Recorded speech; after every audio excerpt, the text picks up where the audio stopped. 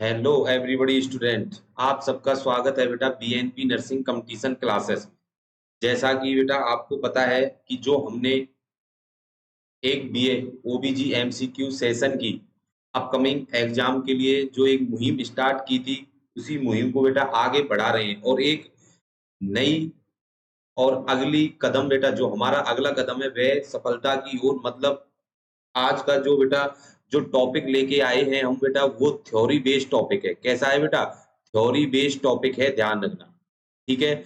आज के सेशन में बेटा हम सिर्फ थ्योरी के ऊपर बात करेंगे और जो हमारी आज की क्लास होगी बेटा वो होगी पीडियाट्रिक पर। किस पर होगी बेटा? पीडियाट्रिक पर।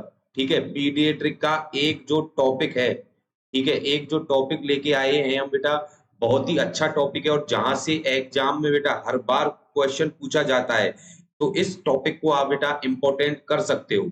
और जो हमारा आज का टॉपिक रहेगा माय डियर स्टूडेंट, वह रहेगा cleft lip and cleft palate and cleft palette. समझ में बात आ गई बेटा? ठीक है। तो आज का जो हमारा टॉपिक है वो cleft lip and cleft palette रहेगा। ठीक है। तो आज का जो हमारा जो सेशन है बेटा ओबीजी एमसीक्यू का नहीं, पीडियाट्रिक का है और जो एग्जाम में बहुत ज्यादा इंपॉर्टेंट है, ध्यान रखना। यहाँ से एक या दो क्वेश्चन हमेशा बेटा एग्जाम में किसी भी एग्जाम में बैठ जाओ, एग्जामिनर पूछता ही है बेटा। ठीक है। तो चलो, तो आज का बेटा जो एक कदम सफलता की ओर फिर बढ़ा रहे हैं बेटा, एक नए सब्जेक्ट, एक नई एनर्जी के साथ सब्जेक्ट को स्टार्ट कर रहे हैं, वह है बेटा पीडियाट्रिक। समझ में बात आई बेटा? चलो स्टार्ट करते हैं बेटा। कि जैसा कि आपको पता है कि भाई आज का जो टॉपिक है वो क्या है, cleft lip and cleft palette. सबसे पहले बेटा हम थ्योरी बेस पढ़ने से पहले जो नॉर्मल चीज है उसके बारे में बात करेंगे। अगर आपको बेटा नॉर्मल पता है तो एब नॉर्मल आप क्या कर लोगे बेटा, खुद पर खुद निकाल सकते हो। सर कैसे normal cleft lip and cleft palette में? तो एक चीज ध्यान रखना बेटा कि जो क्लेफ्ट पैलेट और लिप जो ये डिजीज होती है बेटा, ठीक है, ये कंजेनाइटल होती है। कैसी होती है डियर? कंजेनाइटल डिसऑर्डर है। कैसा है? कंजेनाइटल डिसऑर्डर है। ठीक है। अब आपको नाम से ही पता पड़ रहा है क्लेफ्ट लिप एंड पैलेट, इसका मतलब जो ये बेटा कंडीशन होगी ये किसकी होगी? फेशियल डिसऑर्डर है बेटा। किसकी है? फेशियल एबनॉर्मलिटी है। क्या है डियर? फेशियल एबनॉर्मलिटी होती है। समझ में बात आ गई? तो कंजेनाइटल डिसऑर्डर है और क्या है बेटा? फेशियल एबनॉर्मलिटी है। कि एक बार मैं आपको बेटा इसका डायग्राम दिखाता हूं और डायग्राम से आपको ये चीज पता लग जाएगा कि ये आइडिया लग जाएगा कि ये चीज है क्या बेटा। ठीक है। तो यहाँ पर आप डायग्राम देखो बेटा, आपको जैसे डायग्राम में दिख रहा होगा बेटा कि भाई जो ये बेबी है बेटा जो गोलू मोलू सा है, ठीक है, ये बेबी कैसा है बेटा? नॉर्मल है। ये बेबी कैसा है? नॉर्मल है। समझ में बात आ गई? और ये चीज आपको यहाँ पर दिख रही होगी बेटा इस बेबी के अंदर। यहाँ पर जो बेटा मैं ये ड्रॉ कर रहा हूँ ये क्या है बेटा? एबनॉर्मल। ये बेबी कैसा है बेटा? एबनॉर्मल है। मतलब इसको जन्म से ही क्या है डियर? बताओ बेटा क्या है? इसको है बेटा क्लेफ्ट लिप। क्या है बेटा? Cleft lip and cleft palette, दोनों कंडीशन एक साथ है बेटा। मतलब इसका जो होठ है बेटा, जो अपर लिप है बेटा, देखो जो अपर लिप है वो क्या है बेटा? यहाँ पर कटा हुआ है। क्या है बेटा? कटा हुआ है। और अंदर तक इसी डायग्राम को बेटा नीचे की तरफ देखो आप, तो मतलब यहाँ तक तो क्या है बेटा? लिप कटा हुआ है। और यहाँ से आपको जो ये ग्रुप दिख रहा है बेटा, जो ये गड्ढा दिख रहा है, ये क्या है बेटा? ये पूरा पैलेट है। ये क्या है? ये नॉर्मली तो क्या होते हैं बेटा, यहाँ से ये जो नॉर्मली होता है बेटा ये क्या होते हैं बेटा? जॉइंट होते हैं, फ्यूजन होते हैं। लेकिन एबनॉर्मली यहाँ पर क्या बन जाता है पूरा बेटा? यहाँ से ये एक रास्ता सा बन जाता है। क्या बन जाता है? रास्ता सा बन जाता है। समझ में बात आई बेटा? तो नेक्स्ट इसी में ध्यान रखना बेटा, यही तो बीमारी हम पढ़ रहे हैं कि cleft lip and cleft palette. तो इन दोनों बीमारी जब एक साथ हो रही है बेटा, मतलब क्लेफ्ट लिप भी है और क्या है बेटा? Cleft palate. तो इन दोनों कंडीशनों को हम बेटा एक साथ क्या बोलते हैं? Cleft lip and cleft palate and cleft lip and cleft palette. समझ में बात आ गई बेटा? तो डायग्राम को देखकर आपको अंदाजा लग गया होगा कि ये बीमारी कैसी है। ठीक है बेटा। जितने एग्जाम जैसे नॉर्सेट का एग्जाम होता है बेटा, ठीक है, वहां पर आपको बेटा ये डायग्राम देके पूछ सकता है कि भाई ये कौन सी कंडीशन है, क्लेफ्ट लिप है या क्लेफ्ट पैलेट है। समझ में बात आ गई बेटा? देखो अगर ये कंडीशन आपको ये वाला डायग्राम अगर दिया, इसमें तो आपको पता ही नहीं लग रहा कि भाई पैलेट है या नहीं है, तो इस डायग्राम को जो आप नीचे देखोगे तो आप इससे पता लगा लोगे कि ये बीमारी क्लेफ्ट लिप और क्लेफ्ट पैलेट दोनों एक साथ बेबी में हो रहे हैं। समझ में बात आ गई बेटा? चलो तो नॉर्मल एक बार हम बात कर लेते हैं कि ये भाई है क्या, क्लेफ्ट लिप और क्लेफ्ट पैलेट होता कैसे है, ठीक है, और फिर इसकी डेफिनेशन के बारे में भी हम आपको बात करेंगे बेटा। देखो जो क्लेफ्ट लिप होता है डियर, ठीक है, क्लेफ्ट लिप होता है, ठीक है, ये नॉर्मली बेटा भाई जितने भी ऑर्गन होते हैं बेटा, ऑर्गन होते हैं किसके बेटा, फीटस के, ये कहां पर होते हैं बेटा, कहां पर बनते हैं, यूट्रस के अंदर। कहां पर बनते हैं डियर, यूट्रस के अंदर बनते हैं। ध्यान रखना ऑर्गन का जो फॉर्मेशन है, ठीक है, फीटस का कहां पर हो जाता है बेटा, इंट्रा यूट्राइन लाइफ में।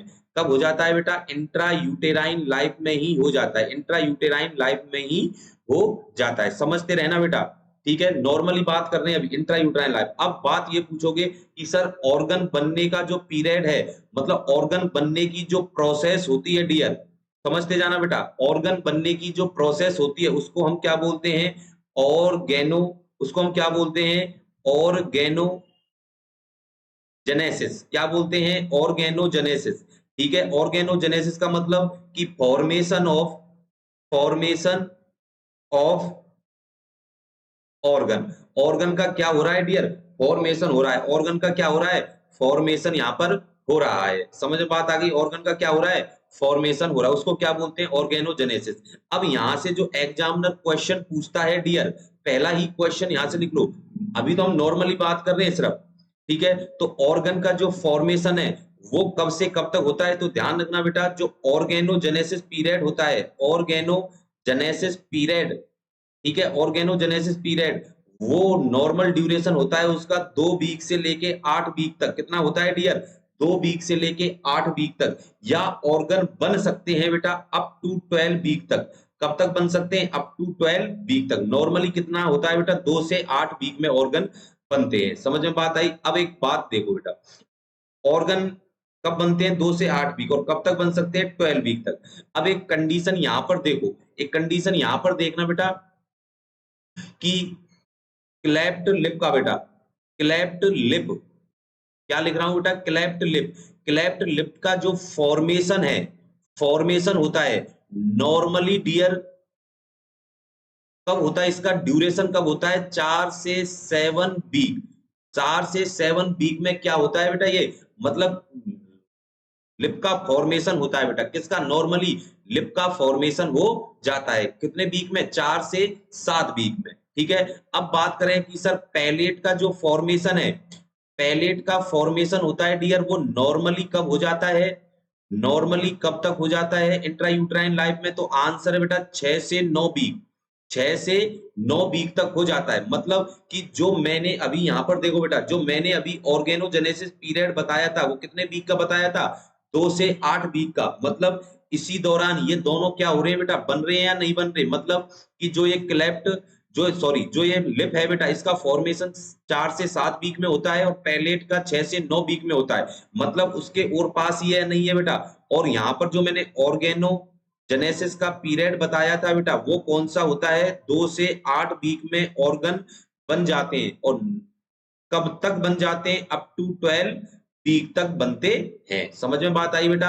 अब एक बात देखो यहां पर कि अगर मानो बेटा, ठीक है, नेक्स्ट देखना, अगर यहां पे इस कंडीशन में देखना बेटा कि 2 से, समझना बेटा, 2 से 8 वीक के दौरान, 2 से 8 वीक के दौरान, कब बेटा, जब फॉर्मेशन ऑफ ऑर्गन, ऑर्गन का जब फॉर्मेशन हो रहा होता है बेटा, कब, 2 से 8 वीक में। अगर बेटा मदर है, समझते जानना बेटा, मदर है, अगर कोई भी ऐसी ड्रग ले ले बेटा, ऐसी ड्रग ले ले प्रेगनेंसी के अंदर, जो क्या है बेटा, टेराटोजेनिसिटी है। क्या है बेटा, टेराटोजन है, ठीक है, मतलब जो क्या है, कॉन्ट्रा इंडिकेशन है प्रेगनेंसी में। अगर ऐसी ड्रग क्या ले ले बेटा, मदर ले ले, कि सर एग्जाम्पल कौन कौन से, जैसे फेनिटोइन, जैसे क्या है बेटा, फेनिटोइन, ठीक है। दूसरी कौन सी होती है बेटा, दूसरी कौन सी, जैसे एसीई इनहिबिटर, एसीई इनहिबिटर, ठीक है। नेक्स्ट कौन सी होती है, थैलिडोमाइड, कौन सी होती है? थैलिडोमाइड। अगर ऐसी कोई ड्रग अगर ले बेटा, कौन?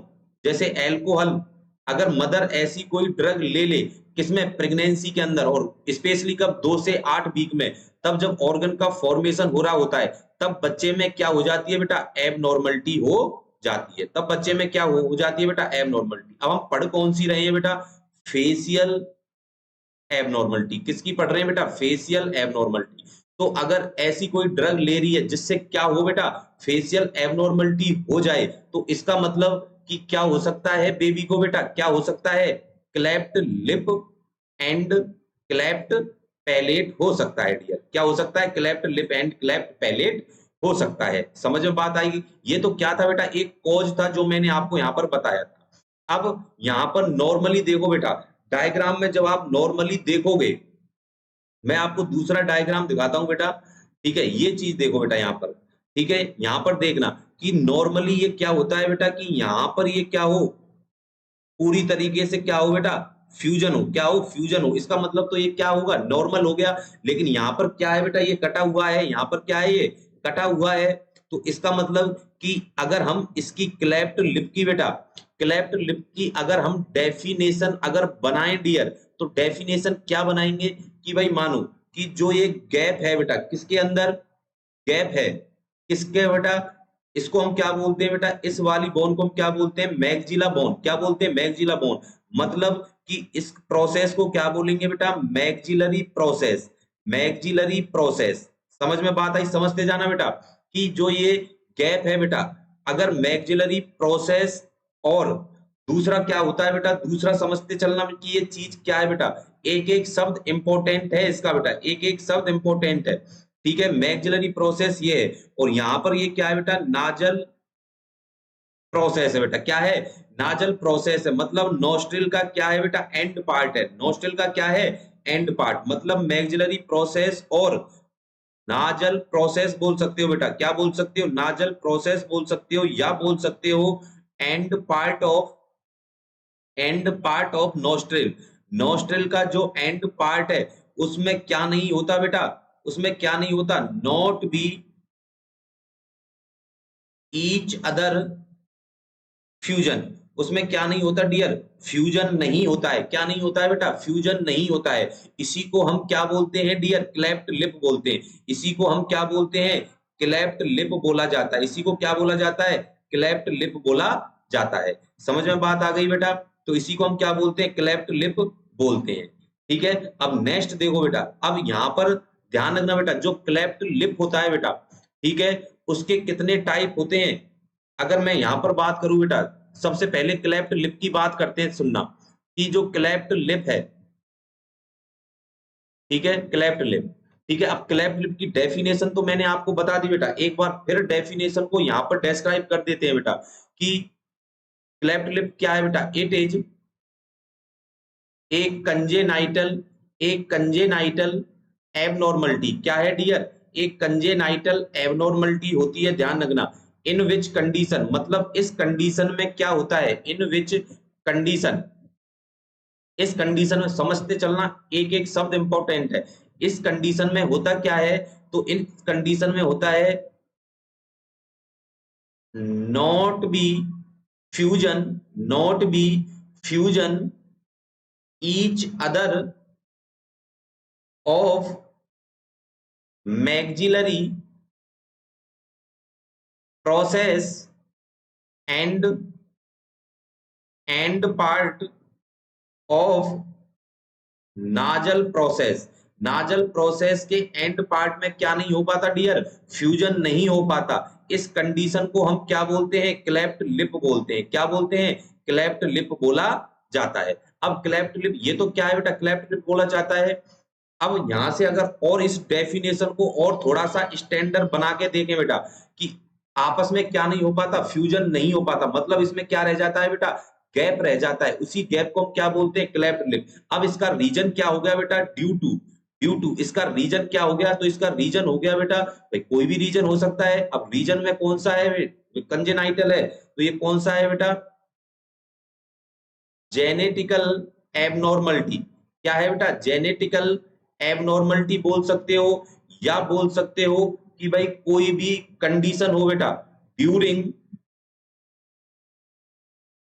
ऑर्गेनोजेनेसिस पीरियड के दौरान, ऑर्गेनोजेनेसिस पीरियड के दौरान, और कितना होता है 2 से 8 वीक, ठीक है, क्या हो बेटा कोई भी एबनॉर्मलिटी हो जिसके कारण क्या होगा रिजल्टिंग इन, जिसके कारण क्या होगा डियर रिजल्टिंग इन, कि भाई अब एक बात बताओ, जब क्लेफ्ट लिप होगा तो इसका मतलब जो बेबी है बेटा क्लेफ्ट लिप वाला, वो जब मदर बेटा, जब माँ बच्चे को ब्रेस्ट फीड कराएगी किसके बाद, जन्म के बाद, ठीक है, तो क्या होगा वो अच्छी तरीके से जो बेटा निप्पल्स होता है उसको क्या नहीं कर पाएगा बेटा, मुंह में नहीं ले पाएगा, और मुंह में नहीं ले पाएगा तो इसका मतलब ब्रेस्ट फीडिंग भी सही नहीं कर पाएगा, मतलब उसकी सकिंग एंड swallowing एक्टिविटी क्या होगी बेटा, एबनॉर्मल होगी।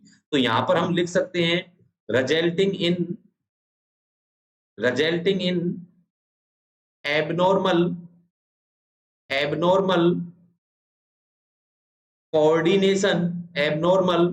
Coordination of the sucking activity क्या होगी बेटा, ड्यूरिंग ब्रेस्ट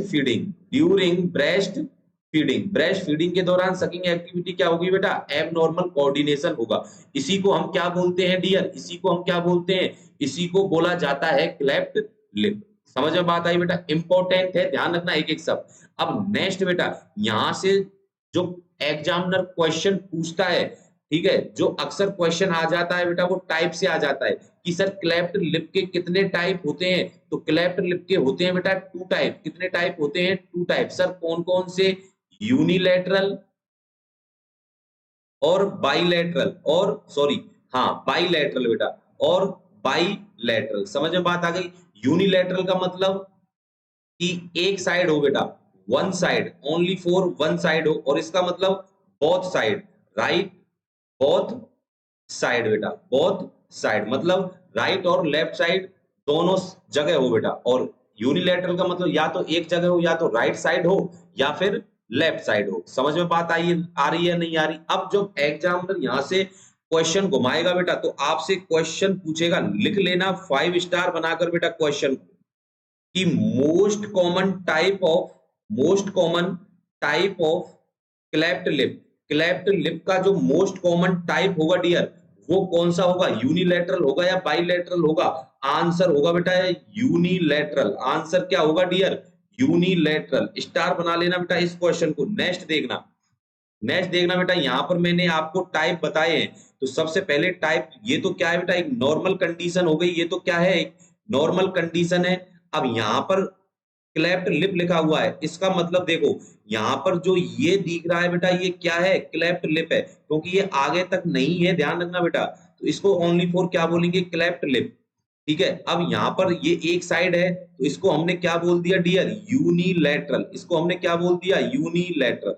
ठीक है, और जो अब यहां पर कौन सा है, बाइलैटरल क्लेफ्ट लिप, मतलब एक तो राइट साइड है और एक कौन सा है डियर, लेफ्ट साइड है। एक कौन सा है, लेफ्ट साइड है, मतलब दोनों साइड क्या हो रहा है बेटा, क्लेफ्ट लिप हो रहा है। तो इस कंडीशन को हमने क्या बोल दिया, क्लेफ्ट लिप बोल दिया। समझ में बात आई। तो कितने टाइप बताए थे बेटा, 2 टाइप। सर कौन कौन से, यूनिलैटरल और बाइलैटरल। कि सर जो मोस्ट कॉमन टाइप होता है वो कौन सा होता है, तो आंसर होगा यूनिलैटरल। आंसर क्या होगा, यूनिलैटरल। समझ में बात आई। अब नेक्स्ट अगर एग्जामिनर क्वेश्चन को घुमाएगा बेटा तो ये घुमाएगा कि मोस्ट कॉमन साइड बता दो, मोस्ट कॉमन साइड और of cleft lip. Cleft lip की मोस्ट कॉमन साइड क्या होगी, आंसर होगा बेटा लेफ्ट साइड। आंसर क्या होगा बेटा, लेफ्ट साइड होगा। इसको भी क्वेश्चन बनाकर लिख लेना बेटा कि लेफ्ट साइड होता है, ध्यान रखना।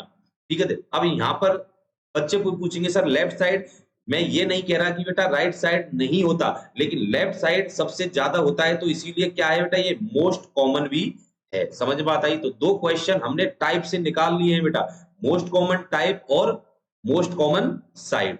समझ में बात आई बेटा। तो ये क्या है बेटा, क्लेफ्ट लिप है।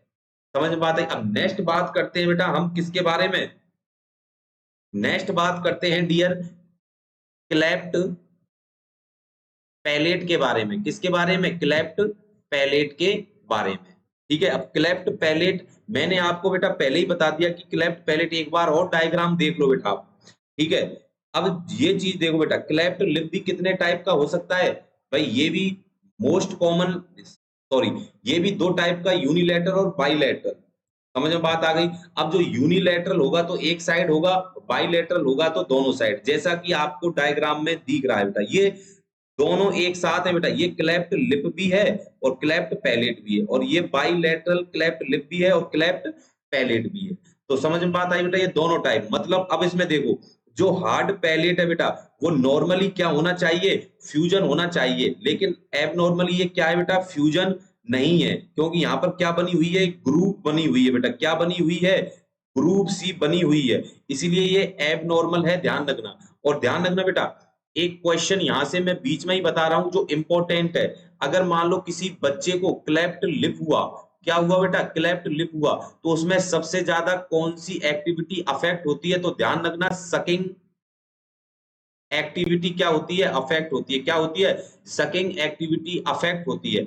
नेक्स्ट जो क्वेश्चन बनता है, मान लो कि पेशेंट किसका है, क्लेफ्ट पैलेट का है, किसका है, क्लेफ्ट पैलेट का है, तो उसमें सबसे ज्यादा कौन सी बेटा, सैलोइंग, मतलब निगलने में क्या होती है बेटा, उसको एबनॉर्मलिटी होती है, ध्यान रखना। ठीक है, तो अगर पैलेट की कंडीशन है, क्लेफ्ट पैलेट की, तो मतलब swallowing एक्टिविटी अफेक्ट होगी, अगर क्लेफ्ट लिप का बेबी है तो उसकी क्या होगी बेटा, सकिंग एक्टिविटी अफेक्ट होगी।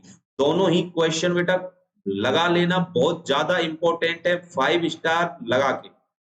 ठीक है बेटा, तो अगर हम इसकी डेफिनेशन के बारे में बात करें बेटा, क्लेफ्ट लिप की में, तो क्लेफ्ट लिप की डेफिनेशन क्या बनेगी बेटा, इट इज, समझते जाना, congenital it is a congenital disorder, ये क्या है, एक कंजेनाइटल डिसऑर्डर होता है। अब कंजेनाइटल डिसऑर्डर तो है बेटा, अब इस कंडीशन में होता क्या है, इन विच कंडीशन, इस कंडीशन में क्या होता है बेटा, इस कंडीशन में क्या होता है, तो सुनते जाना, कि जो हार्ड पैलेट है, not B proper fusion of hard palate, या फिर आप बोलते हो बेटा पैलाटाइन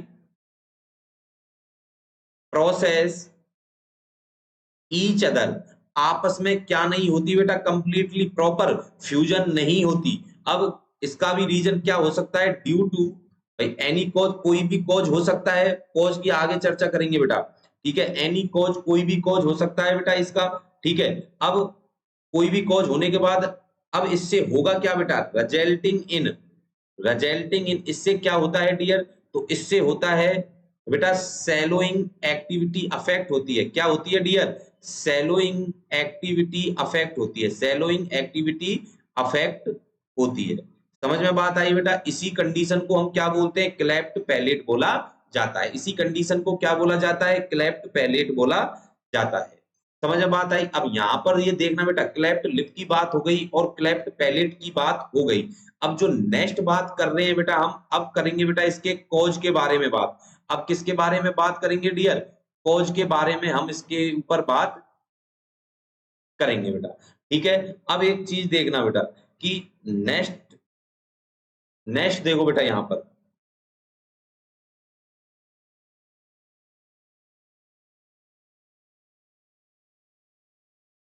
ठीक है, अब नेक्स्ट चीज देखो बेटा, अगर हम इसके कॉज के बारे में बात करें, दोनों के कॉज एक साथ ही है बेटा, ध्यान रखना। ठीक है, अगर हम इसके कॉज के बारे में बात करें कि सर एक बार हमको कॉज बता दो, तो सबसे पहले तो ध्यान रखना बेटा, कॉज अननोन है, क्या है डियर, कॉज अननोन है। ठीक है, लेकिन इसके क्या हो सकते हैं, रिस्क फैक्टर हो सकते हैं, क्या हो सकते हैं डियर, रिस्क फैक्टर हो सकते हैं। तो रिस्क फैक्टर के बारे में हम बात कर रहे हैं बेटा, एक नया पेज ले लेते हैं, पेजों की कमी नहीं है बेटा। ठीक है, तो यहाँ पर बेटा सबसे पहले अगर हम कॉज देखें, तो कॉज तो क्या होगा बेटा, अननोन, कॉज तो क्या होगा डियर, अननोन। ठीक है, अगर हम इसके रिस्क फैक्टर के बारे में बात करें, किसके बारे में, रिस्क फैक्टर के बारे में, तो रिस्क फैक्टर इसका सबसे पहले तो मैंने बता दिया बेटा, क्या है, क्रोमोसोमल एबनॉर्मलिटी, क्रोमोसोमल एबनॉर्मलिटी होगी, क्या होगी dear, chromosomal abnormality. Sir chromosomal abnormality में जैसे कि एग्जांपल बता दो, तो एग्जांपल लिख लेना, vendor Woude syndrome, vendor Woude syndrome. ध्यान रखना बेटा, स्टार बना लेना इस क्वेश्चन को कि क्रोमोसोमल एबनॉर्मलिटीज में अगर बेटा वेंडर वुड सिंड्रोम हुआ, किसको बेटा, बेबी को, किसको बेटा, बेबी को, तो अब यहां पर एक चीज ध्यान रखना, अगर ये वाली कंडीशन बेबी के है तो उस बच्चे में क्या होगी डियर, फेशियल एबनॉर्मलिटी होगी। लेकिन वेंडर वुड सिंड्रोम होता क्या है, तो इसमें ध्यान रखना बेटा, जो क्रोमोसोम अफेक्ट होता है, क्रोमोसोम अफेक्ट होता है, तो ध्यान रखना वो कौन से नंबर का बेटा, नंबर 1, पहले नंबर का क्रोमोसोम इसमें अफेक्ट होता है इस कंडीशन में।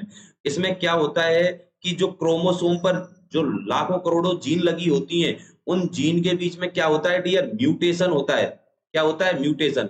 और इस क्रोमोसोम पर जो जीन लगी होती है बेटा, उसको IRF, IRF first, IRF sorry first नहीं 6 बोलते हैं बेटा, क्या बोलते हैं, आईआरएफ 6 जीन होती है, उसमें उसके अंदर क्या होता है, म्यूटेशन होता है।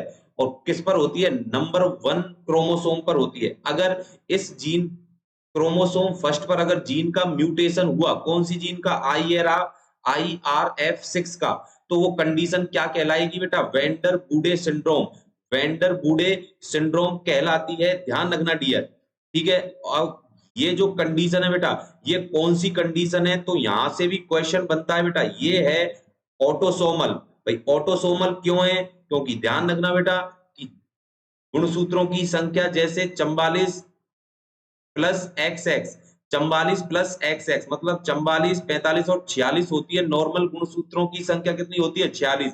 मतलब 44 तो कैसे होते हैं, ऑटोसोम होते हैं। कैसे होते हैं, ऑटोसोम। और दो कैसे होते हैं, सेक्स क्रोमोसोम। कौन से होते हैं डियर, सेक्स क्रोमोसोम होते हैं। अब 44 में से बेटा जो 1 से 44 है, उसके पहले क्रोमोसोम पर क्या हो रही है बेटा, एबनॉर्मलिटी हो रही है, जीन का म्यूटेशन हो रहा है। इसलिए ये कंडीशन कौन सी है, ऑटोसोमल है। और क्या है, डोमिनेंट है। क्या है डियर, डोमिनेंट है। तो इसको हम क्या बोलते हैं, autosomal dominant disorder, autosomal dominant disorder. तो इसको भी स्टार बना लेना बेटा कि वेंडर बूडे सिंड्रोम क्या है। समझ में बात आई बेटा। अब अगर हम इसका बेटा मोस्ट कॉमन सिम्टम देखें, अगर हम इसका मोस्ट कॉमन सिम्टम के बारे में, साइन एंड सिम्टम के बारे में पूछ ले, आंसर होगा बेटा cleft lip and cleft palate, and cleft palate. अब cleft lip and cleft palate, लेकिन इन दोनों के साथ एक और इसमें बेटा साइन सिम्टम जुड़ जाता है, जिसको हम बोलते हैं लिप पिट्स। लिप पिट्स, लिप पिट्स मतलब नाम से पता पड़ा, पिट्स का मतलब क्या होता है बेटा, गड्ढा होता है। क्या होता है, गड्ढा होता है, ग्रूव होता है। क्या होता है बेटा, ग्रूव होता है। ठीक है। अब इसमें जो इस प्रकार का जो बेटा बेबी होगा, उसके जो लोअर लिप होता है बेटा, क्या होता है, लोअर लिप होता है। समझते जाना बेटा, लोअर लिप पर क्या होता है बेटा, पिट्स होते हैं। क्या होते हैं बेटा, गड्ढा होता है। ठीक है। इस वाले पेशेंट को इसी से पहचाना जाता है बेटा, उसमें क्लेफ्ट लिप भी होता है, क्लेफ्ट पैलेट भी होता है, और साथ में लिप पिट्स भी होता है। तो यही इसका क्या है, मोस्ट कॉमन साइन सिम्टम होता है डियर। समझ में बात आ गई बेटा यहां तक। अब एक चीज देखना कि सर ये पेशेंट कैसा दिखाई देता है, इसको दिखा दो एक बार, तो देख लो बेटा। ठीक है। जो यहाँ पर ये तो बेटा इसको क्या है, ठीक है, यहाँ पर ये सिर्फ मैंने बेटा आपको पिट्स ही दिखाया है। यहाँ पर मैंने आपको क्या दिखाया है बेटा, पिट्स ही दिखाया है। तो इसको हम क्या बोलते हैं डियर, लिप पिट्स। क्या बोलते हैं, लिप पिट्स बोलते हैं। समझ में बात आ गई बेटा। चलो ठीक है। तो ये डायग्राम सही है बेटा। ठीक है। इसमें सिर्फ मैंने आपको क्लेफ्ट पैलेट और क्लेफ्ट लिप नहीं दिखाया है, सिर्फ क्या दिखाया है, लिप पिट्स दिखाया है। कि ऐसा पेशेंट जो वेंडर बूढ़े सिंड्रोम वाला पेशेंट होगा, उसको क्लेफ्ट लिप और पैलेट के साथ साथ क्या होगा, लिप पिट्स होगा। तो इसमें मैंने आपको सिर्फ ये क्या दिखाया है बेटा, ग्रूव दिखाए। समझ में बात आ गई कि ऐसा पेशेंट कैसा दिखाई देता है। ठीक है। अब एक चीज और ध्यान रखना बेटा, इस वाले पेशेंट में, ठीक है, यहां से जो क्वेश्चन बनता है डियर, यहां से जो नेक्स्ट क्वेश्चन एग्जामिनर पूछता है कि इसमें बेटा ध्यान रखना एस्पिरेशन की भी क्या होती है बेटा, कंडीशन। भाई क्लेफ्ट पैलेट है तो एस्पिरेशन की कंडीशन रहेगी। तो इसमें जो बेटा सलाइवा सीक्रेशन होता है बेटा, क्या होता है, सलाइवा का बेटा जो सीक्रेशन होता है, ठीक है, सलाइवा का जो सीक्रेशन होता है वो डायरेक्ट कहां पर आ जाता है डियर, गड्ढे में आ जाता है। कहां पर बेटा? जो पहला जो पैलेट वाला गड्ढा होता है उसमें आ जाता है, ध्यान रखना बेटा। ठीक है, डायरेक्ट। समझ में बात आ गई? सलाइवा। तो इससे क्या होता है बेटा? पेशेंट के एस्पिरेशन के चांस बढ़ जाते हैं बेटा। किसके चांस बढ़ जाते हैं? एस्पिरेशन के। और पेशेंट को फ्रिक्वेंटली अगर एस्पिरेशन होगा तो पेशेंट को क्या होगा बेटा? एस्पिरेशन निमोनिया होने के चांस रहेंगे। एस्पिरेशन निमोनिया होने के चांस यहाँ पर पेशेंट को रहते हैं। समझ में बात आ गई बेटा? यहाँ पर नेक्स्ट क्वेश्चन बेटा जो यहां से आपको बनता है वेंडर बूडे सिंड्रोम से, कि सर इसका जो मोस्ट कॉमन डायग्नोसिस होता है, मोस्ट कॉमन डायग्नोसिस होता है, तो आंसर होगा बेटा most common diagnosis genetic testing. क्या होगा? जेनेटिक टेस्टिंग से पता लगा सकते हैं, ध्यान रखना। और अगर जेनेटिक टेस्टिंग ऑप्शन में नहीं है तो आंसर होगा अल्ट्रासाउंड। आंसर क्या होगा डियर? अल्ट्रासाउंड होगा। ठीक है, नेक्स्ट जो यहां पर पूछा जाता है कि ट्रीटमेंट ऑफ चॉइस क्या होगा इसका? ट्रीटमेंट ऑफ चॉइस, तो आंसर होगा सर्जरी। आंसर होगा बेटा क्या? सर्जरी होगा। समझ में बात आई या नहीं आई बेटा? और इसमें जो बेटा फेस होता है, अगर आपसे एग्जामिनर पूछ ले कि जो वेंडर बूडे सिंड्रोम में जो फेस होता है वो किस टाइप का होता है, तो आंसर होगा मंकी लाइक फेस। क्या होगा डियर? मंकी लाइक फेस होगा। क्या होगा? मंकी लाइक फेस होगा। समझ में बात आई या नहीं आई बेटा? यहां तक कोई दिक्कत है तो बेटा बताओ। ठीक है, तो नेक्स्ट मतलब पहला जो हमारा बेटा कोज था, जो पहला कोज था बेटा, यहाँ पर जो हम कोज के बारे में बात कर रहे थे वो क्या था बेटा? क्रोमोसोमल एब नॉर्मलिटी। समझ में बात आई बेटा? नेक्स्ट बात करेंगे कि भाई ये और क्यों होता है, ये और क्यों होता है। तो यहाँ पर और जो दूसरा कोज है डियर, दूसरा कोज क्या होगा भाई? मान लो कोई महिला है, क्या ले रही है बेटा? एल्कोहल ले रही है। क्या ले रही है? एल्कोहल। सर किस में ले रही है? प्रेगनेंसी के अंदर। मतलब माँ बेटा बिल्कुल बेवड़ी मान के चलना। क्या है? बेवड़ी है। मतलब माँ क्या है बेटा? नशीली है। क्या है? नशीली है। और वो प्रेगनेंसी में क्या लेती है बेटा? एल्कोहल लेती है। क्या लेती है? एल्कोहल लेती है। अब एल्कोहल ले रही है तो आपको जैसे भाई एल्कोहल लेने से बेटा माँ प्रेगनेंसी में ले रही है तो उसको कौन पिएगा बेटा? ड्रिंक करेगा कौन बेटा? फीटस करेगा। अब सर फीटस कैसे करता है? जैसे कि बेटा आपको पता होगा कि एमनियोटिक फ्लूइड, एक एक चीज क्लियर करा रहा हूं बेटा, ध्यान रखना। एमनियोटिक फ्लूइड किस किस से मिलकर बना हुआ होता है? तो एक तो मदर प्लाज्मा से और एक बेटा फीटल यूरिन से। सबसे ज्यादा किससे बेटा? फीटल यूरिन से। और बाकी का बचा कुचा बेटा माँ से। ठीक है, मदर के प्लाज्मा से बेटा। किससे? मदर के प्लाज्मा से। अब कोई महिला है बेटा और वो किसमें है? प्रेगनेंसी में है। उसने बेटा एल्कोहल ड्रिंक करी। क्या करी बेटा? एल्कोहल ड्रिंक करी। समझते चलना। ठीक है, एल्कोहल ड्रिंक करी। एल्कोहल ड्रिंक करने के बाद बेटा एब्जॉर्ब होने के बाद कहां पर आई? ब्लड में आई। किसके ब्लड में आई? मदर के ब्लड में आई। किसके ब्लड में आई? मदर के ब्लड में। ठीक है, अब आपको पता होगा कि यहीं पर जो एमनियोटिक फ्लूइड है, मैंने आपको क्या बताया था किससे मिलकर बना है? एक तो मदर प्लाज्मा से और एक फीटल यूरिन से। तो मोस्ट कॉमन फीटल यूरिन है और वैसे कौन सा है बेटा? Mother plasma. तो जैसे ही माँ ने बेटा ड्रिंक करी तो एब्जॉर्ब होने के बाद कहां पर आई? कहां पर आई बेटा? मदर के ब्लड में आई। अब मदर के ब्लड से भी क्या बन रहा है? Amniotic fluid. और आपको पता होगा बेटा एमनियोटिक फ्लूइड को बनाता भी बेबी है और बेटा एब्जॉर्ब भी कौन करता है? बेबी ही करता है। मतलब अब ये एमनियोटिक फ्लूइड बनाएगा, जो मदर का बेटा प्लाज्मा है, ब्लड है, वो क्या बनाएगा? Formation of amniotic fluid. और एमनियोटिक फ्लूइड को ड्रिंक कौन करेगा डियर? बेबी करेगा, सॉरी फीटस करेगा। कौन करेगा? फीटस करेगा। कौन करेगा डियर? फीटस करेगा। इसी प्रकार ध्यान रखना, जब एल्कोहल को बेटा फीटस क्या करता है डियर? फीटस क्या करता है जब एल्कोहल को बेटा ड्रिंक करता है? किसके द्वारा? एमनियोटिक फ्लूइड के द्वारा। तब उस बेबी में कौन सी कंडीशन एपियर होती है? कौन सी कंडीशन एपियर होती है? तो उसको बोलते हैं फीटल एल्कोहल सिंड्रोम। क्या बोलते हैं? फीटल एल्कोहल सिंड्रोम बोला जाता है। क्या बोला जाता है? फीटल एल्कोहल सिंड्रोम बोला जाता है डियर। फीटल एल्कोहल सिंड्रोम बोला जाता है। अब फीटल एल्कोहल सिंड्रोम में ध्यान रखना कि तीन बीमारियों को हमेशा ध्यान रखना बेटा। अगर आपसे पूछे फीटल एल्कोहल सिंड्रोम से कौन सी 3 कंडीशन होती हैं? तो आंसर होगा बेटा पीसीएम। आंसर क्या होगा? पीसीएम। ट्रिक से ध्यान रखना, पीसीएम। पीसीएम बोले तो, पी से बोले तो बेटा क्या होगा? यहां पर लिख देता हूं, ध्यान रखना। पी से बोले तो फैलेंजस हाइपोप्लास्टिक। फैलेंजस हाइपोप्लास्ट मतलब जो बेटा ये फैलेंजियस होती है, जो ये फैलेंजियस होती है, ये क्या होती है बेटा? छोटी होती है। क्या होती है बेटा? छोटी होती है। किसमें? जो बच्चा, जो मदर बेटा प्रेगनेंसी में क्या लेती है? एल्कोहल लेती है, तो उसके बच्चे को कौन सी कंडीशन होती है? फैलेंजियस हाइपोप्लास्टिक। नेक्स्ट बेटा सी से याद रखना क्या होगा? Cleft lip and cleft palette होने के क्या रहेंगे? चांस रहेंगे। और एम से क्या बनेगा?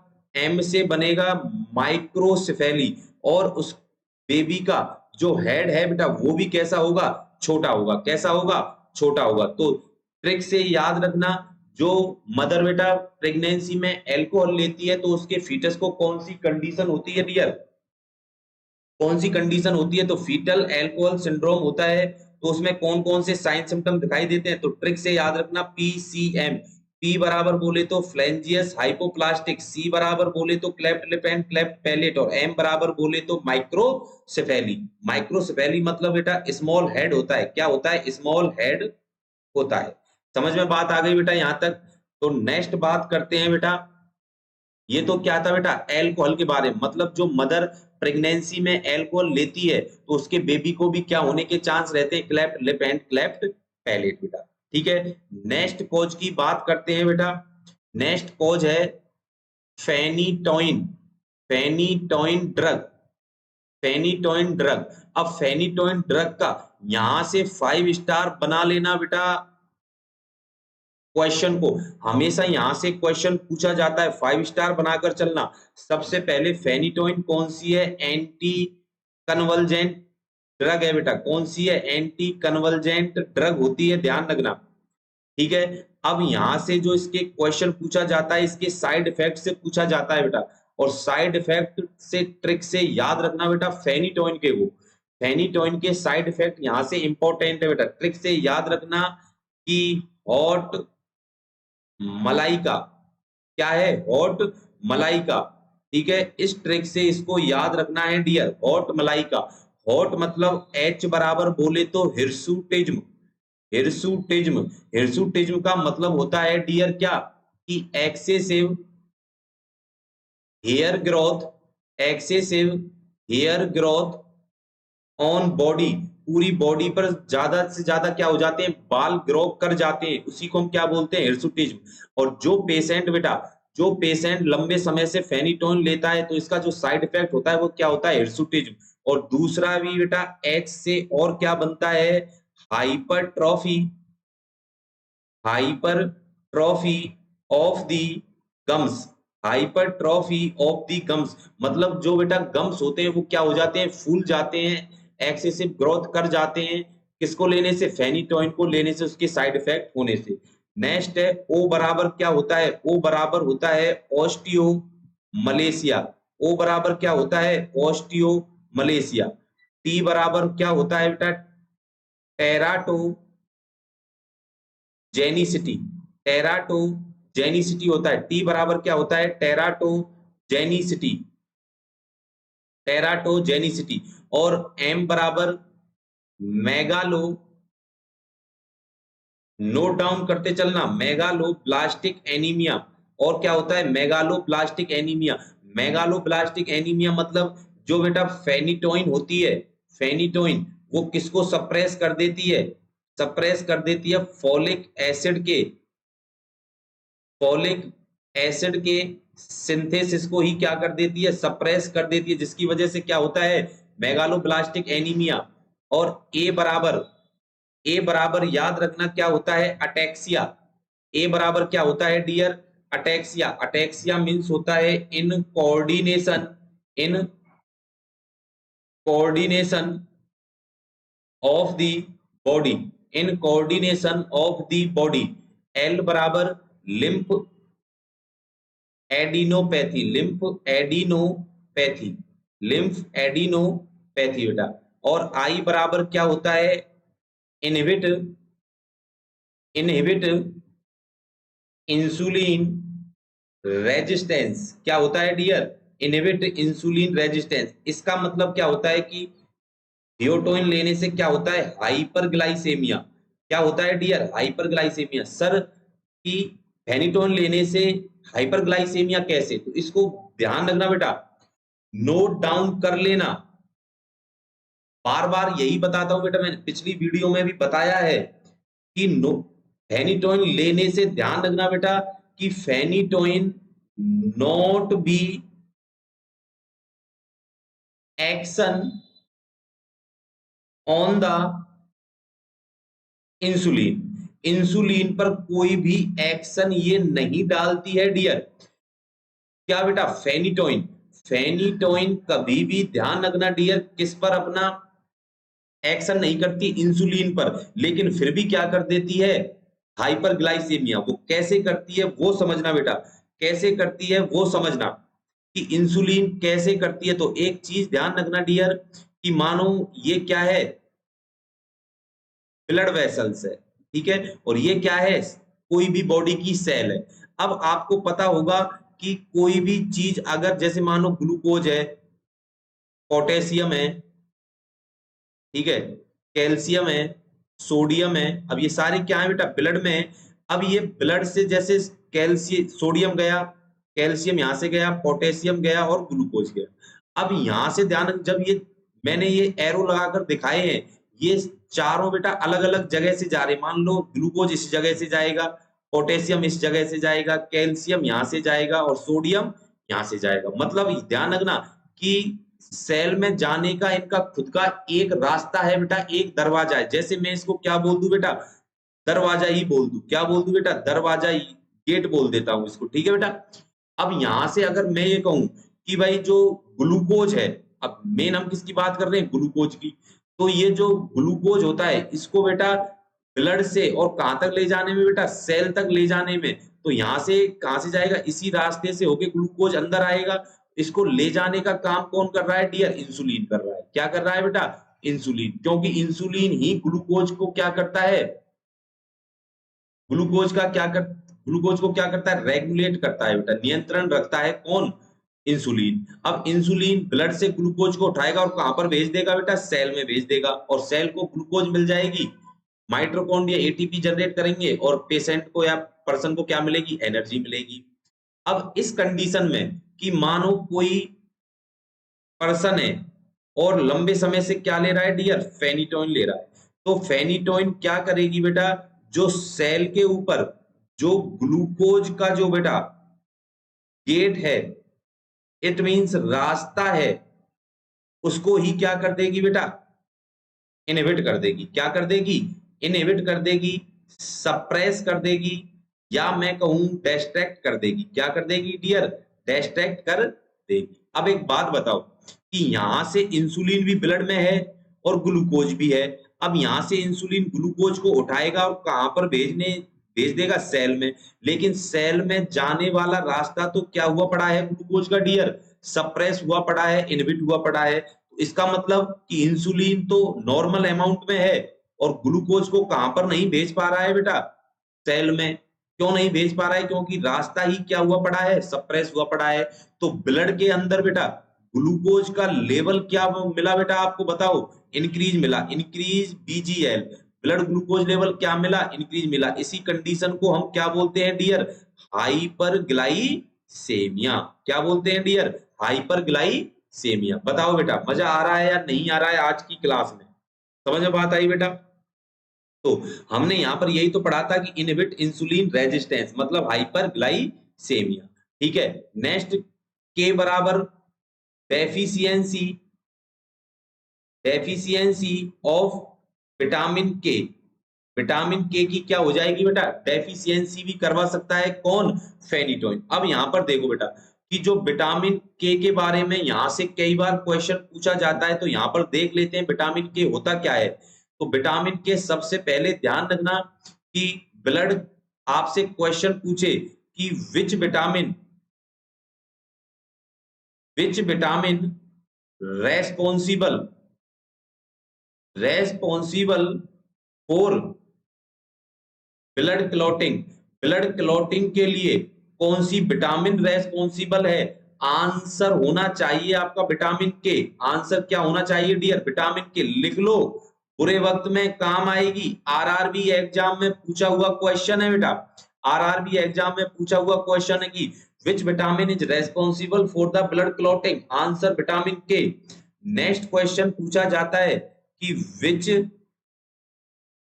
Electrolyte, which electrolyte responsible, responsible for blood clotting, blood clotting, blood clotting के लिए कौन सा इलेक्ट्रोलाइट रेस्पॉन्सिबल है? आंसर लिख लेना, कैल्शियम। आंसर लिख लेना बेटा, कैल्शियम होता है। ध्यान रखना बेटा, क्या होता है? कैल्शियम। और यही बेटा आपका चौथे नंबर का भी क्या है? क्लॉटिंग फैक्टर है। चौथे नंबर का भी क्या है? क्लॉटिंग फैक्टर होता है। ठीक है, तो जो विटामिन के है, अब थोड़ा सा बात कर लेते हैं विटामिन के बारे में बेटा। यहां से मैं आपको बेटा ये मिटा देता हूं, ठीक है। तो यहां से बात कर लेते हैं विटामिन के बारे में कि विटामिन के क्या है।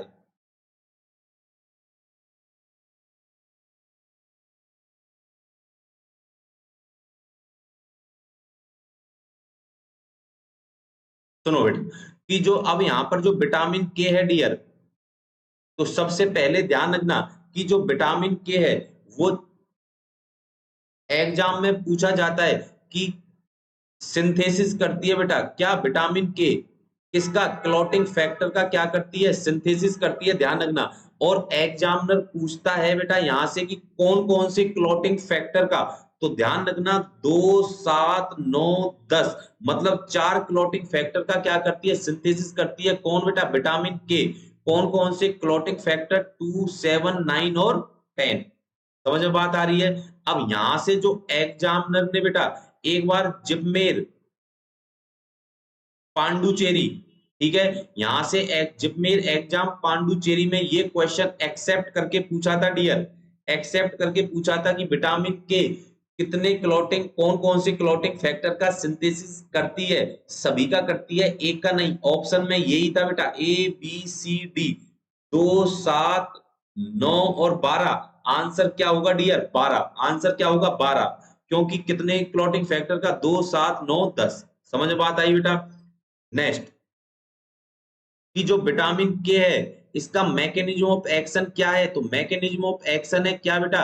ये ब्लड क्लॉटिंग करवाती है। क्या करवाती है? ब्लड क्लॉटिंग करवाती है।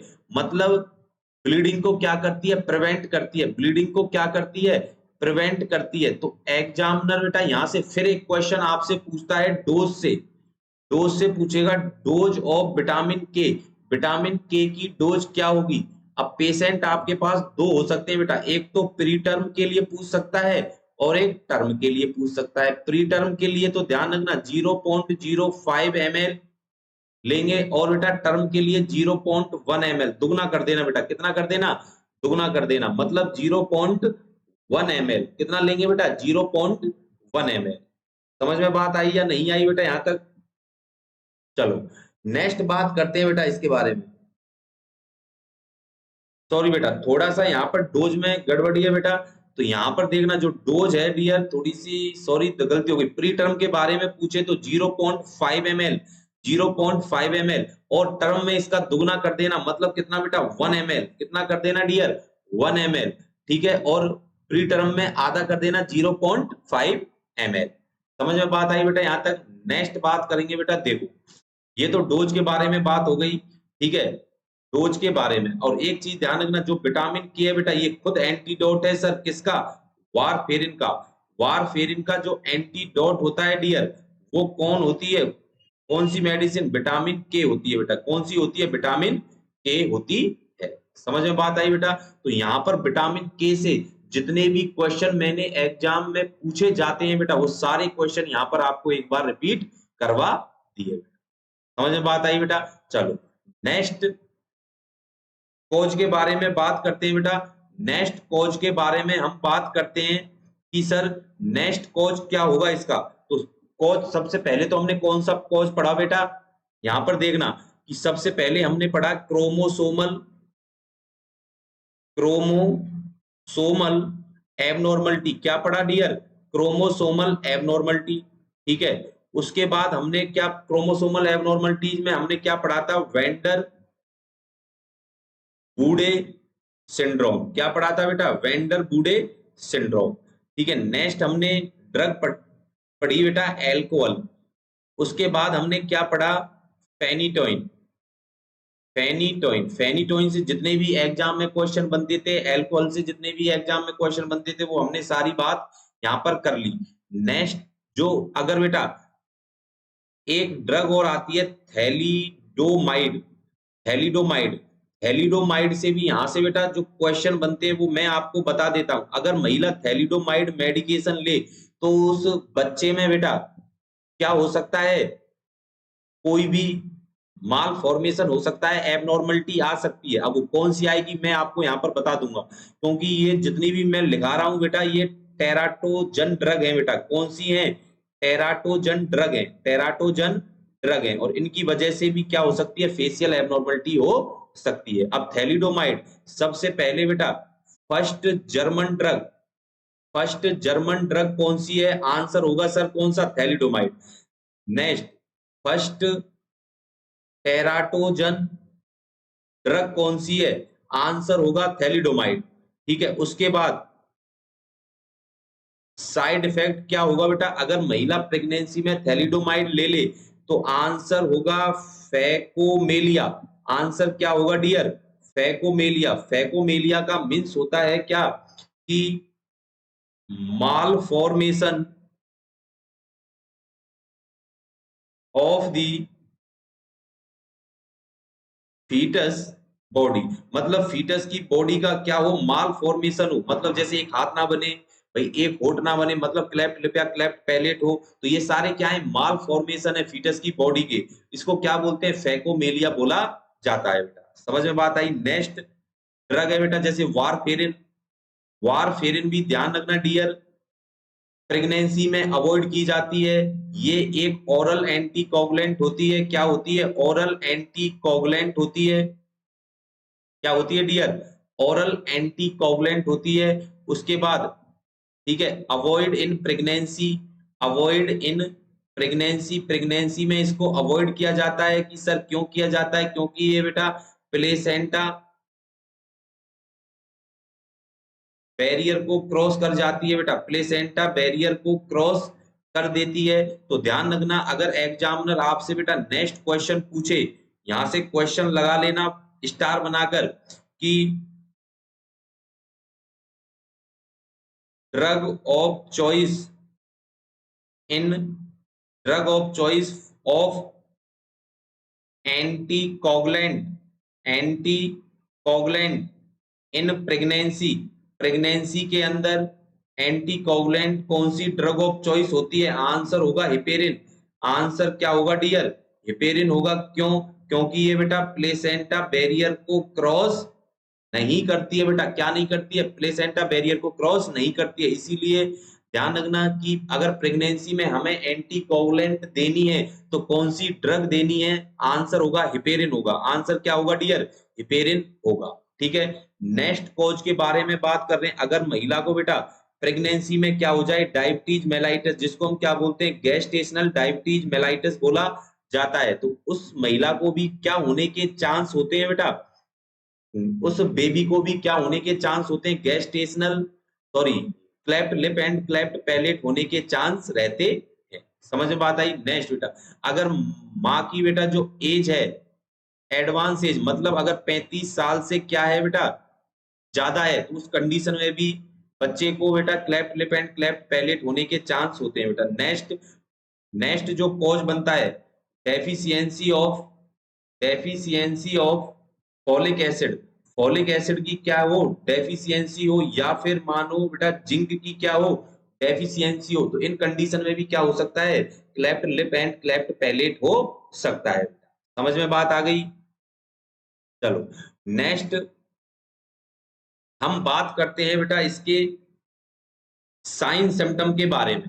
अब हम बात करते हैं बेटा इसके साइन एंड सिम्टम के बारे में। एग्जामिनर यहां से बेटा कई बार क्वेश्चन पूछ चुका है कि मानो भाई सबसे पहला जो साइन सिम्टम मैंने आपको डेफिनेशन में बताया था क्या था बेटा, सकिंग एक्टिविटी क्या होंगी डियर, सप्रेस होंगी, किसकी, फीटस की, फीटस की सॉरी बच्चे बेबी की जो सकिंग एक्टिविटी है, भाई जन्म ले लिया ऐसे बच्चे ने और जन्म लेने के बाद माँ बच्चे को क्या करा रही है, ब्रेस्ट फीड करा रही है, लेकिन उसका ऊपर का जो बेटा होठ है वो क्या हुआ है बेटा, कटा हुआ है। तो उस दौरान बच्चा क्या नहीं कर पाएगा बेटा, मैंने आपको जैसे बताया, देखो जैसे बेटा एरियोला है, अब बच्चा अगर बेटा सही ढंग से इस एरियोला को कवर नहीं कर पाएगा तो ध्यान रखना बेटा, जैसे मानो ये तो क्या है लोअर लिप और ये क्या है बेटा अपर लिप, अब बच्चा यहाँ पर क्या करेगा, अगर इस पूरे एरियोला को क्या किया, कवर किया, तो अच्छी तरीके से क्या करेगा, सकिंग करेगा। लेकिन एक तो क्या हुआ पड़ा है बेटा, क्लेफ्ट लिप, देखो यहाँ पर बेटा ये क्या हुआ पड़ा है, क्लेफ्ट लिप, मतलब ये वाला पार्ट एक होठ क्या है बेटा, कटा हुआ है। तो अब बताओ जैसे ही बच्चा क्या करेगा बेटा, सक करेगा किसको, निपल्स को, तो एयर एंटर करेगी या नहीं करेगी बेटा, तो सबसे पहले क्या होगी, सकिंग एक्टिविटी सप्रेस होगी। ठीक है, स्पेशली कौन से केस में डियर, क्लेफ्ट लिप के केस में, किसके केस में, क्लेफ्ट लिप के केस में। नेक्स्ट अब एक बात बताओ, जब बेटा एयर एंटर कर रही है तो इसका मतलब poor breast feeding, breast feeding activity, बच्चे की जो बेटा ब्रेस्ट फीडिंग एक्टिविटी है वो भी क्या होगी बेटा, पुअर होगी। क्यों, क्योंकि बच्चा क्या नहीं कर पाएगा, सही ढंग से सक नहीं कर पाएगा। और आपको पता होगा कि भाई बच्चे का जब सकिंग करता है तो जो अपर लिप है बेटा बच्चे का वो तो क्या होना चाहिए, पूरा एरियोला को कवर करना है, और जो लोअर लिप है वो क्या होना चाहिए, एवर्टेड होना चाहिए, मतलब बाहर की तरफ होना चाहिए, और बच्चा क्या करेगा, सही ढंग से सक करेगा। अगर ऐसा नहीं है तो बच्चे का जो ब्रेस्ट फीडिंग एक्टिविटी है वो क्या होगी, पुअर होगी, सप्रेस होगी। समझ में बात आई बेटा। अगर अब बच्चा बेटा सही ढंग से क्या नहीं कर पाएगा, सक नहीं कर पाएगा, दूध नहीं पी पा रहा है माँ का, तो इसका मतलब उसमें क्या होगी डियर, बच्चा क्या होगा बेटा, बच्चा किस में जाएगा, बताओ बेटा, बच्चा किस में जाता है, माल न्यूट्रिशन में, बच्चा किस में जाता है डियर, माल न्यूट्रिशन में जाता है, ध्यान रखना। और अब एक बात बताओ, जब बच्चा सही ढंग से ब्रेस्ट फीडिंग नहीं कर रहा है तो इसका मतलब ब्रेस्ट से मिल्क भी नहीं निकल रहा है बेटा, तो माँ के अंदर ब्रेस्ट एंगोर्ज होगा या नहीं होगा बेटा, इस कंडीशन में ब्रेस्ट एंगोर्ज मतलब ब्रेस्ट फूल सकते हैं या नहीं फूल सकते बेटा, क्यों, क्योंकि मिल्क अभी कहां भर रहा है, ग्लैंड में ही भर रहा है बेटा। ठीक है, नेक्स्ट जो बेटा इसका साइन सिम्टम होगा, ठीक है, अब सकिंग एक्टिविटी क्या है, सप्रेस है, तो एयर एंटर कर रही है या नहीं कर रही है बेटा, क्यों, क्योंकि साथ में क्लेफ्ट लिप है, और क्लेफ्ट लिप के साथ अगर बेटा एस्पिरेशन कर गया पेशेंट, तो एस्पिरेशन करने के दौरान वही लंग्स में जाएगा और लंग्स में निमोनिया होने के चांस रहेंगे या नहीं रहेंगे बेटा। तो यहां पर नेक्स्ट क्या होगा बेटा, एस्पिरेशन निमोनिया, क्या होगा डियर, एस्पिरेशन निमोनिया होने के चांस भी बेबी को रहेंगे डियर, क्या रहेंगे, एस्पिरेशन निमोनिया होने के चांस भी बेबी को रहेंगे बेटा। नेक्स्ट, ठीक है, अब एस्पिरेशन, अब एक बात बताओ, देखो मैंने आपको बेटा यहां पर डायग्राम दिखाता हूं, फिर बेटा आपको कितना पढ़ा दिया,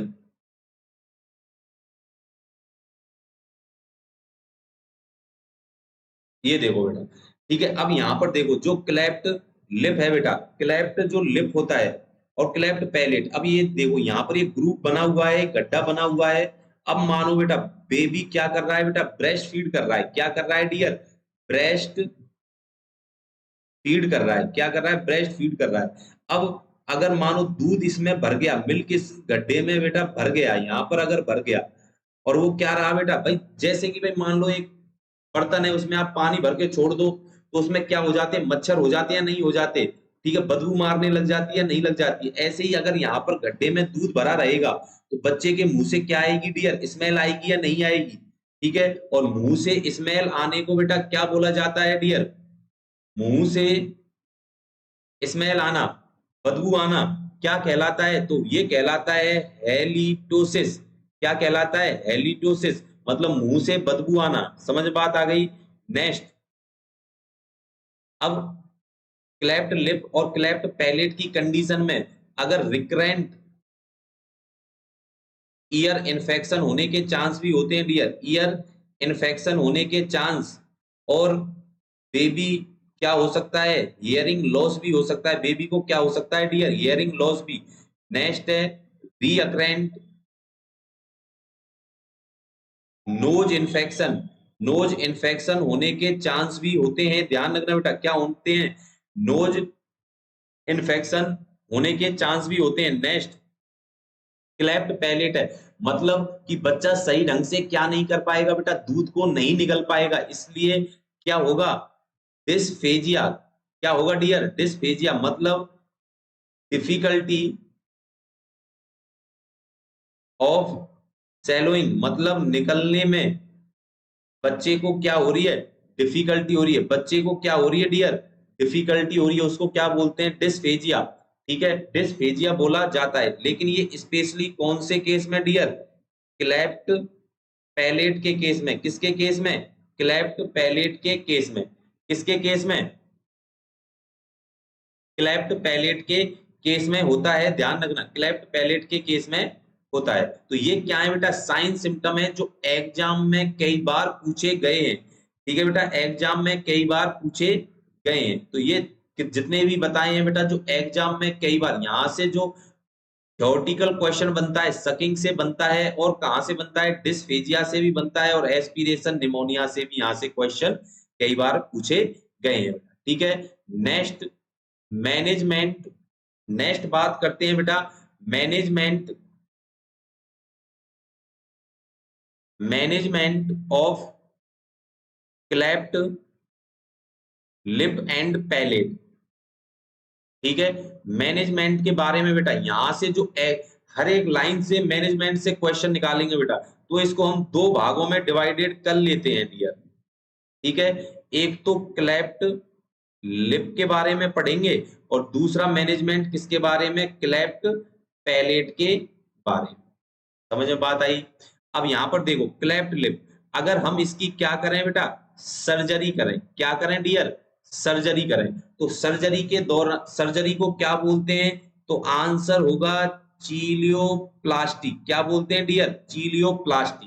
ठीक है, अगर हम क्लेफ्ट पैलेट की सर्जरी करते हैं तो सर्जरी को क्या बोलते हैं डियर, पैलेटोप्लास्टी। क्या बोलते हैं, पैलेटोप्लास्टी, पी से पैलेट और पी से पैलेटोप्लास्टी को याद रखना, ये भी क्वेश्चन बनते हैं, ध्यान रखना बेटा, सर्जरी को क्या बोलते हैं एग्जाम में पूछ लिए जाते हैं।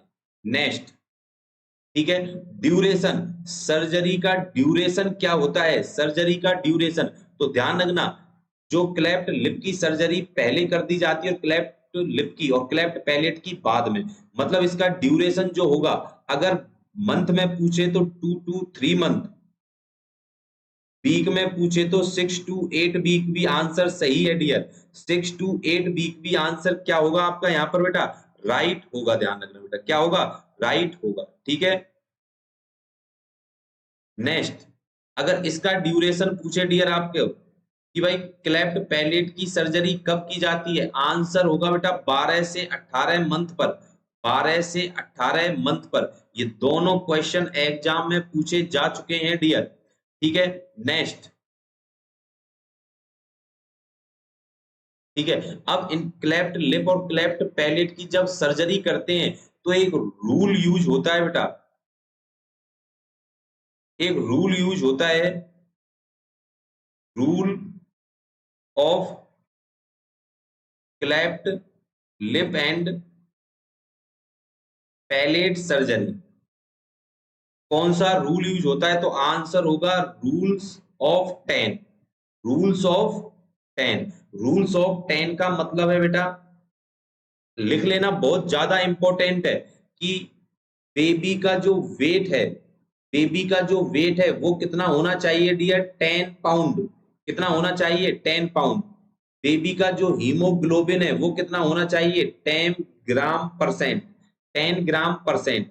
और याद रखना बेटा, जो बेबी की जो एज है वो मिनिमम कितनी होनी चाहिए, 10 मंथ होनी चाहिए, कितनी होनी चाहिए डियर, 10 सॉरी 10 वीक होनी चाहिए, क्या होनी चाहिए, 10 वीक होनी चाहिए। बताओ बेटा, 10 पाउंड वेट होना चाहिए, 10 ग्राम हीमोग्लोबिन, और कम से कम एज कितनी होनी चाहिए, 10 वीक की एज होनी चाहिए, मतलब 10 ही आ रहे हैं तो इस रूल को हमने क्या बोल दिया, रूल ऑफ 10 बोल दिया बेटा। समझ में बात आ रही है या नहीं आ रही है बेटा। नेक्स्ट कि पोजीशन इंपॉर्टेंट है बेटा, यहां से क्वेश्चन पोजीशन से पूछा जाता है, तो यहां से जितने भी क्वेश्चन पोजीशन से बनते हैं मैं आपको बता दूं बेटा। मान लो कि मैंने कितने टाइप बताए थे बेटा, क्लेफ्ट पैलेट के कितने टाइप बताए थे, 2 टाइप, यूनिलैटरल और बाईलैटरल। मान लो बेटा बाईलैटरल है, अगर क्लेफ्ट लिप क्या है बेटा, बाईलैटरल है, मतलब बाईलैटरल सर्जरी हुई है दोनों साइडों की, तो उसको आप आफ्टर सर्जरी कौन सी पोजीशन, सुपाइन पोजीशन। कौन सी पोजीशन डियर, सुपाइन पोजीशन। अगर मान लो लेफ्ट साइड की यूनिलैटरल है और लेफ्ट साइड की सर्जरी हुई है, तो उसको आप क्या दोगे, राइट लैटरल पोजीशन। कौन सी दोगे, राइट लैटरल पोजीशन। अगर मान लो सर्जरी कौन सी साइड की हुई है डियर, राइट यूनिलैटरल, तो कौन सी साइड की आप बेटा पोजीशन दोगे, लेफ्ट लैटरल पोजीशन। कौन सी दोगे, लेफ्ट लैटरल पोजीशन। ये सब कब है बेटा, आफ्टर सर्जरी। कब है डियर, आफ्टर सर्जरी। समझ में बात आई। अब बात आ रही है कि सर क्या पढ़ रहे थे बेटा, cleft lip and cleft palate. ठीक है, तो क्लेफ्ट लिप की हमने पोजीशन पढ़ ली थी, क्लेफ्ट पैलेट की position after surgery. After surgery, surgery के बाद हम कौन सी पोजीशन देते हैं, आंसर होगा डियर प्रोन पोजीशन। आंसर होगा प्रोन पोजीशन दी जाती है।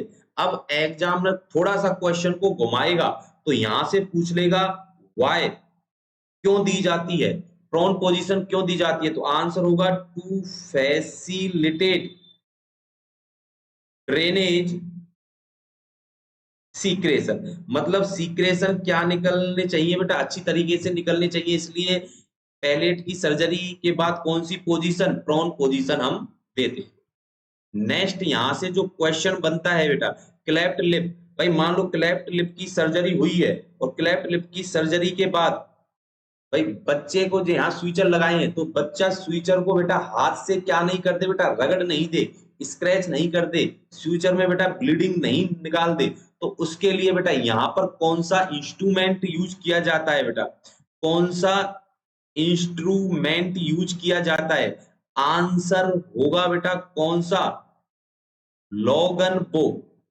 लॉगन बो। सर लॉगन बो कैसा इंस्ट्रूमेंट होता है, तो देख लो बेटा, बुरे वक्त में काम आएगा इस वाला।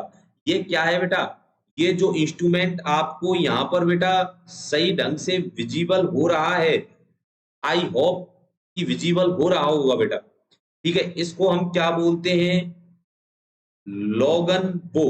क्या बोलते हैं बेटा, लॉगन बो। और याद रखना बेटा यही क्वेश्चन एक बार एएमयू, एएमयू बेटा अलीगढ़ मुस्लिम यूनिवर्सिटी ने पूछा हुआ क्वेश्चन है बेटा, एएमयू एग्जाम में पूछा हुआ था कि क्लेफ्ट लिप की सर्जरी के बाद कौन सा इंस्ट्रूमेंट बेटा यूज करते हैं, तो आंसर होगा लॉगन को।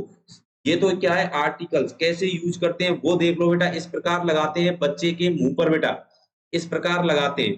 ठीक है, ये जो इस प्रकार जो आपको दिख रहा है बेटा, इस प्रकार लगाते हैं, ध्यान रखना बेटा। ये क्या है, ये वही इंस्ट्रूमेंट है जो बेटा मैंने अभी आपको दिखाया था, लॉगन वो। इसको हम क्या बोलते हैं, लॉगन वो बोला जाता है बेटा। समझ में बात आई।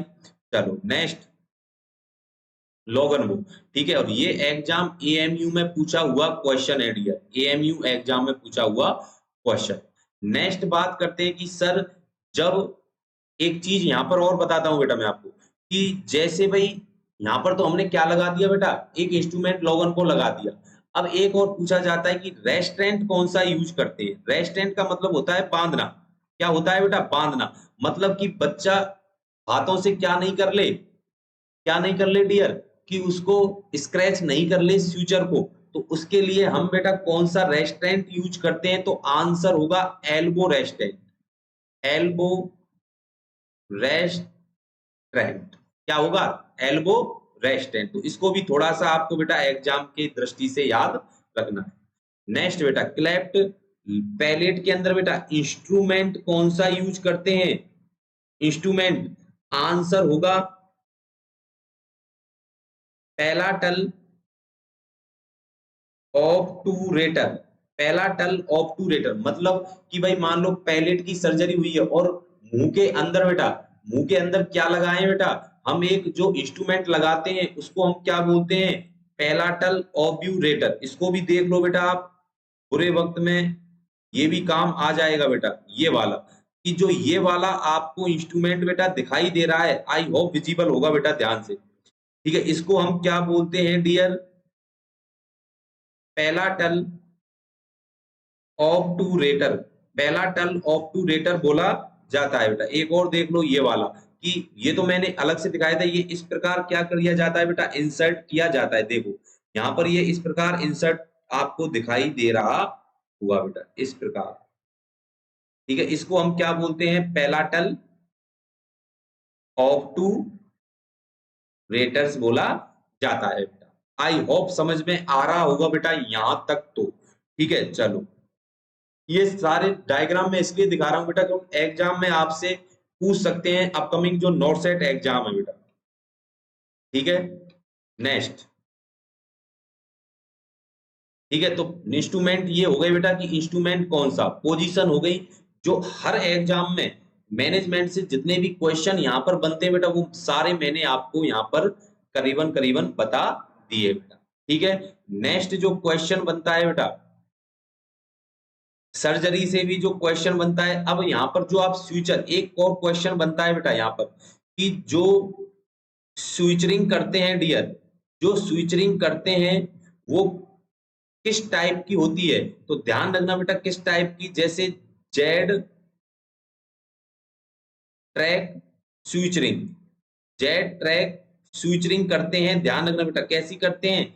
जेड ट्रैक्ट स्विचरिंग की जाती है। ध्यान रखना मतलब कि जैसे इस प्रकार की जाती है। ध्यान रखना बेटा इस प्रकार की।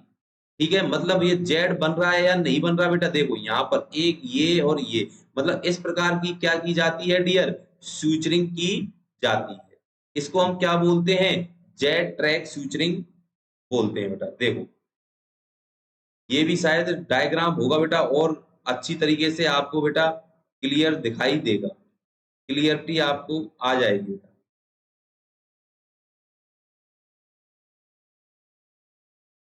डायग्राम शायद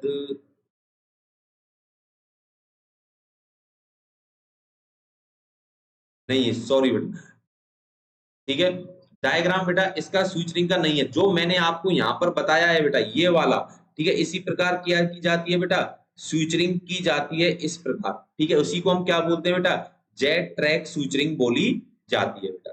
ठीक है, अब नेक्स्ट यहाँ से जो क्वेश्चन बेटा कई बार बनते हैं नर्सिंग मैनेजमेंट से, नर्सिंग मैनेजमेंट से। तो नर्सिंग मैनेजमेंट से कि भाई एक तो ध्यान रखना बेटा कि नर्सिंग मैनेजमेंट से जो यहाँ पर क्वेश्चन बनते हैं वो बनते हैं बेटा ब्रेस्ट फीडिंग से, कि क्लेफ्ट लिप और क्लेफ्ट पैलेट वाले बेबी को ब्रेस्ट फीडिंग किस पोजीशन में करानी है? तो आंसर होगा अपराइट पोजीशन में। कब बेटा? अपराइट पोजीशन में। भाई अपराइट पोजीशन में करा दी। ठीक है बेटा, ड्यूरिंग एंड आफ्टर मतलब of breast feeding, breast feeding के दौरान और ब्रेस्ट फीडिंग के बाद बच्चे को फ्रिक्वेंटली, फ्रिक्वेंटली क्या दिलानी है बेटा? बर्पिंग मतलब डकार दिलानी है। बर्पिंग का मतलब डकार दिलाना। क्या दिलाना है? बर्पिंग मतलब डकार दिलाना। पोजीशन कौन सी? अपराइट पोजीशन में क्या करानी है? ब्रेस्ट फीड करानी पड़ेगी। ठीक है, उसके बाद बेटा ठीक है सकिंग एक्टिविटी को भी क्या करते रहना है बेटा? सकिंग एक्टिविटी को भी असेस करते रहना है। क्या करते रहना है? असेस करते रहना है। नेक्स्ट बेटा ठीक है, to assess aspiration pneumonia, aspiration pneumonia को भी क्या करते रहना है डियर? असेस करते रहना पड़ेगा। समझ बात आ गई बेटा? यहां से बेटा नर्सिंग मैनेजमेंट से और भी कई क्वेश्चन बनते हैं बेटा। ठीक है, तो जो हमारी इतना जो टॉपिक था बेटा, आई होप यहां तक आपको समझ में आया होगा। ठीक है, नेक्स्ट जो बेटा पीडिया के ऊपर जो हमारी नेक्स्ट वीडियो लेके आएंगे बेटा, वो अब लेके आएंगे हम बेटा कि cleft lip and cleft palette में आपने क्या समझा, क्या पढ़ा, उसके एमसीक्यू सेशन क्या लेके आएंगे बेटा, जितने भी हैं, चाहे 10 हैं, 11 हैं, 12 हैं, जितने भी एमसीक्यू सेशन है, यहां से क्वेश्चन बाहर नहीं जाएगा बेटा। आई होप कोशिश करेंगे कि जितने भी क्लेफ्ट लिप और क्लेफ्ट पैलेट से रिलेटेड जितने भी क्वेश्चन है, वो आपको बेटा एक ही वीडियो में कंप्लीट कराने की हम सोचेंगे। ठीक है, ठीक है, सोचेंगे नहीं, क्लियर रियल में कराएंगे बेटा। ठीक है, तो आज के लिए बेटा इतना ही। आई होप ये एक टॉपिक था बेटा, बहुत अच्छा टॉपिक था, प्यारा टॉपिक था, जो हमने आपको बेटा समझाने की कोशिश की। आप कितना समझ पाए इस टॉपिक से, आपको क्या चीज पढ़ने को मिली नहीं, तो आप हमारे कमेंट बॉक्स में लिख सकते हो। आज के लिए बेटा इतना ही। नेक्स्ट फिर मिलेंगे आपसे बेटा एक नए टॉपिक के साथ, एक नए लेक्चर के साथ, एक नए डिस्कशन के साथ। तब तक के लिए बेटा ओके, बाय, थैंक यू। जो हमारी आप जो बेटा वीडियो देखते हो तो ध्यान रखें बेटा कि लाइक करें, शेयर करें और सब्सक्राइब करें। ठीक है, वीडियो बनाने का हमारा बेटा जो मेन उद्देश्य यही है कि ज्यादा से ज्यादा स्टूडेंट, बच्चे बेटा state government employ, central government employ बने, अपने माँ बाप के, भाई बहन के, ठीक है, अपने सपने को साकार करें बेटा। क्योंकि ध्यान रखना, सिलेक्शन बेटा एक स्टूडेंट का नहीं, पूरे परिवार का होता है। और कामयाबी रियल में बेटा एक दिन में नहीं मिलेगी, लेकिन कहते हैं कि एक दिन, भाई मेहनत आप करते जाओ, सफलता आपको मिलना तय है। तो एक दिन सफलता आपको जरूर मिलकर रहेगी बेटा। ठीक है, तब तक के लिए बेटा ओके, बाय, थैंक यू।